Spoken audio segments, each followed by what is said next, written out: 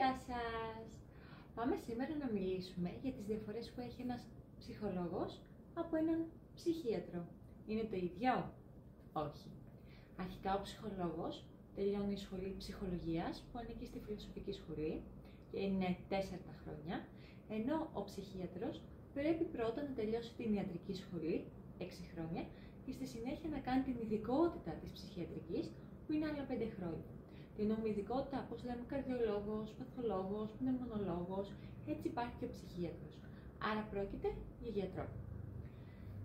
Στη μία περίπτωση των ψυχολόγων δεν μπορούν να συνταγογραφούν φάρμακα. Γίνεται μόνο ψυχοθεραπεία ή μπορεί να γίνει κάποιος νευροψυχολογικός έλεγχος, σχολικοί ψυχολόγοι.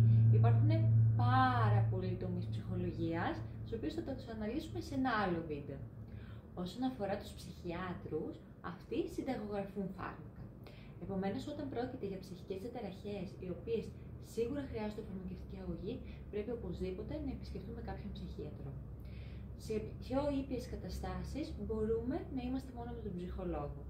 Βέβαια, πολλές φορές το καλύτερο είναι ο συνδυασμός, η συνεργασία των δύο, ψυχολόγου και ψυχιάτρου, δηλαδή η διεπιστημονικότητα.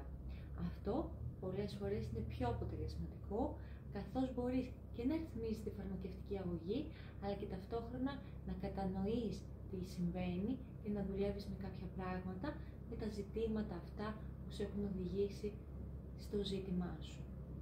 Άρα ψυχίατρος με ψυχολόγο, ενώ είναι δύο διαφορετικές ειδικότητες, δύο διαφορετικοί κλάδοι, παρόλα αυτά είναι πολύ σημαντικό να συνεργάζονται μεταξύ τους.